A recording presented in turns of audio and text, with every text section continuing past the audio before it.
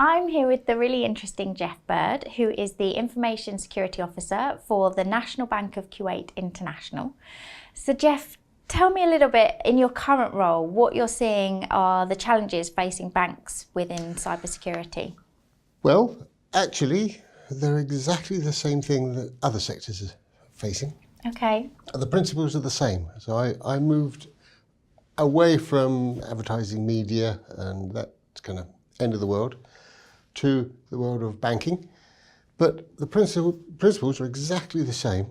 And considering the frameworks that we use are the same. So actually, it's the same thing in a different place. Okay. And are there any particular risks that you're looking at the moment? Yes, the overall protection of everything, which is always the difficult thing. Which bits do you look at and which bits do you not look at? That's always a tricky thing because it's the bits you're not looking at that will catch you out.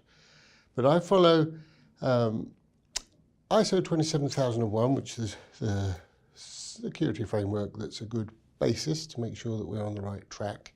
And also I take guidance from the National Cybersecurity Centre, part of GCHQ. Used to be called the CESG, but it sounds better because they've got the word cyber in it, which is always more exciting. That's what we need. Yeah, more cyber. So they've got a fantastic thing, which really is a top 10 of good things to do. So I use it as what good looks like, and then that's what I focus on really. Excellent. Now we hear with government support for cybersecurity in businesses quite often, companies don't necessarily feel supported, that maybe government resources are too stretched.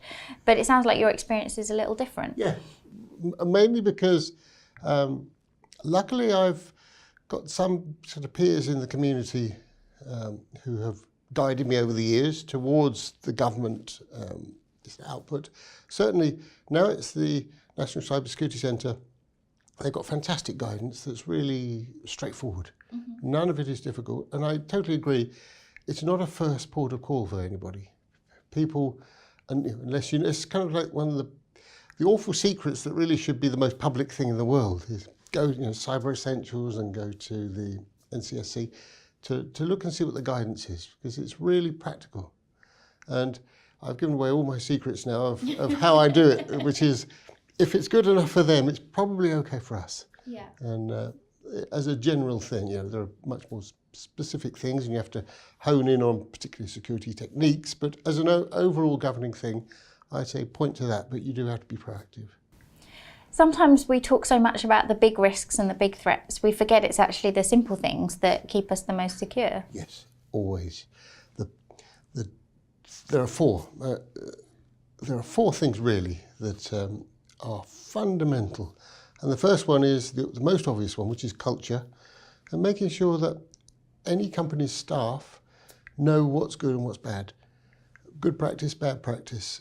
That's the one. It doesn't matter how many fantastic boxes we've got with the most brilliant coloured flashing lights on them. It's the culture. That's the thing that we really need to raise, public and within corporate life.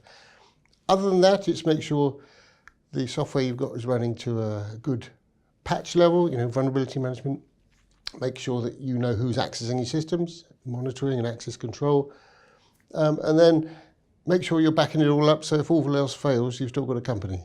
And that's kind of in a nutshell. There are other things. They do keep us busy, but they're the biggest thing, the contributing factors, I think. And if it's straightforward stuff, we're doing it properly. If we're getting really technical and really into the weeds of it, then we've probably not educated people properly, because it's by then we're doing remediation measures instead of sort of proactive defensive measures. Now you've been in cyber or information security for a while. What about the industry is it that's keeping you so excited and so passionate? Well, I love computer systems. And I'm a classic nerd, classic geek, but who tries to keep away from the boxes now. Because the bits I'm interested in are this fantastic thing of protecting people and getting people to protect themselves by using sort of everyday practices rather than trying to launch things into space. Let's just do the basics to protect ourselves. And that's the bit the exciting bit is to be able to protect things. So if I'm doing my job well, no one knows what I do. It's just, who's that bloke? What does he do? We don't need him. It runs itself. That's perfect. Yeah. If I'm rushing around looking like some kind of hero, I'm not doing a good job and it's all gone wrong. It's that thing of proactive calming things down before they get out of hand. That's exciting. I mean, having said that, there are times early on a Sunday morning where it's not quite as exciting when the phone goes off and something's happened, but normally... Always on a Sunday, I bet, as well. Yeah. Sunday, really early morning. It's like, oh, actually this Sunday was one of them, but it was nothing to worry about. So it's always best to find out that, you've got to answer, you've got to be alert to it, but hopefully you can be proactive and stop things before they really kick in. And do you think as an industry we're doing a good job of educating people? Probably not. Probably not. Probably because the subject people always gasp and have an intake of breath before the thoughts of information security awareness. The most scary words within a company are information security awareness training. No, it shouldn't be, because it's stuff that affects everybody's daily life. And it should be communicated as a positive, this is how we best protect ourselves, rather than this is something once a year you have to fill in this 3-hour online training course and sit there and tick the boxes until you finish. That's completely the wrong thing to do. It should be, we all use computers every day, everywhere, in and out of work. These are the best ways of keeping safe, and these are the things that will likely get trouble. So that didn't sound too dull doing that one. No, I think you might have been trumped by GDPR training. I reckon people hate that more. Yes. Yeah, I know information security tends to be called cyber to make it more exciting. GDPR haven't done that yet, so one day there'll be a new name for that that'll sound more exciting. Yeah, that's probably what it needs, a rebrand. Definitely. So as we look to the year ahead, what do you think we're going to see as a trend emerge out of cybersecurity? Ooh, goodness me. I suspect it'll be more of the same, but with more sophisticated technology in the back end of it.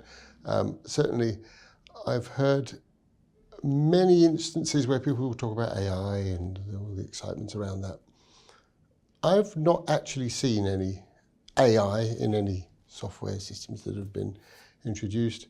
There's nothing that's really intuitive. There's nothing that's computer learning from within the software itself. So I think actually the attack vectors are going to be very similar. The technology and some of the sophisticated attacks, alleged nation-state attacks, are fantastically sophisticated. I'm hoping that, certainly from my sector, I'm aware that the attacks are more infrastructure-based than sort of corporate banking attacks, but we always have to be on our guard for that. So that's the thing I'm the most concerned about, any unstable governmental kind of concerns that could launch some kind of cyber offensive. Sounds very worrying, but it's it's day-to-day stuff. Yeah. Okay. Well, I think that's been really interesting. So thank you very much for coming and speaking with me. My pleasure. Thank you very much. Thank you.